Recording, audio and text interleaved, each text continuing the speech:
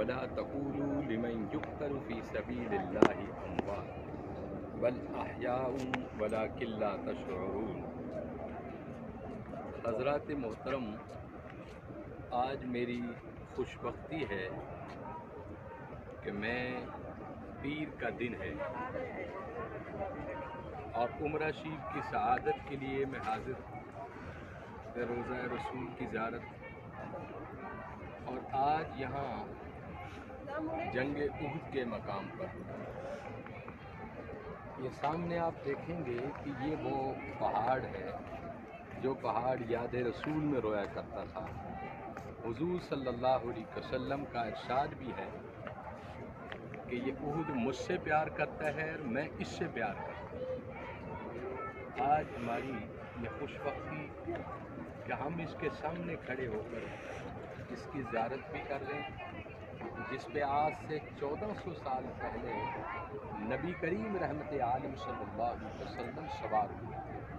یہ وہ پہاڑ ہے اور یہ رات کے وقت میں حضور رحمت عالم صلی اللہ علیہ وسلم کی یاد میں رویا کرتا تھا۔ اور یہ میرے بیک پر سیدنا امیر المؤمنین حضرت سرکار امیر حمزہ رضی اللہ تعالیٰ عنہ، جو نبی کریم علیہ السلام کے محبوب چاچا تھے، کہ جب آپ شہید ہوئے تو ہندا نے آپ کی ناک، آپ کی آنکھ، آپ کے کان، آپ کی زبان، آپ کے ہونٹ، آپ کے ہاتھوں کا ٹکڑے ٹکڑے کر کے ہار بنایا اور یہ کہا تھا کہ آج میرا کلیجہ ٹھنڈا ہے۔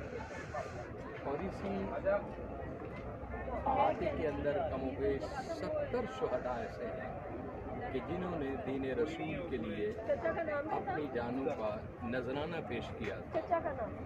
تو آقا علیہ السلام رحمت عالم صلی اللہ علیہ وسلم ہر سال شہداء احد کی یاد میں آتے اور یہاں دعا خیر کرتے ہیں۔ یہاں آنا میرے رسول کی سنت ہے، اور آج بھی ہمارے بہت سارے مشائخ، بہت سارے بزرگ ہر پیر والے دن یہاں تشریف لاتے ہیں اور یہاں آ کر سرکار دو عالم صلی اللہ علیہ وسلم کے محبوب چاچا ان کو سلام پیش کرتے ہیں۔ اور یہ سامنے پہاڑی ہے، یہ وہ پہاڑی ہے جس کے اوپر صحابہ کرام نے پر سوار ہو کر جنگ احد لڑی تھی، نیزہ بازی جس پر ہوئی۔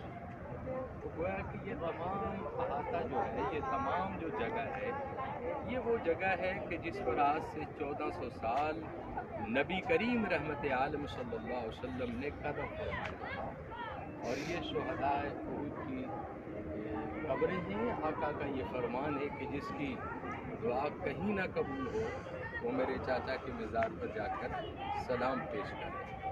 تو یقیناً آج پوری دنیا سے، پوری جہاں جہاں بھی مسلمان ہیں، ان کی یہ خواہش ہوتی ہے کہ نبی کریم رحمت عالم صلی اللہ علیہ وسلم کی زیارت کے بعد سب سے بڑی جو زیارت ہے مدینہ المنورہ میں، وہ شہداء احد کی زیارت ہے۔ اللہ ہم سب کو اس جگہ کی زیارت نصیب کرے اور ہمارا یہاں جو آنا مقصد ہے وہ بھی پورا کرے، اور مولا ہماری خواہشوں کو پورا فرمائے۔ وآخر دعوانا الحمدللہ۔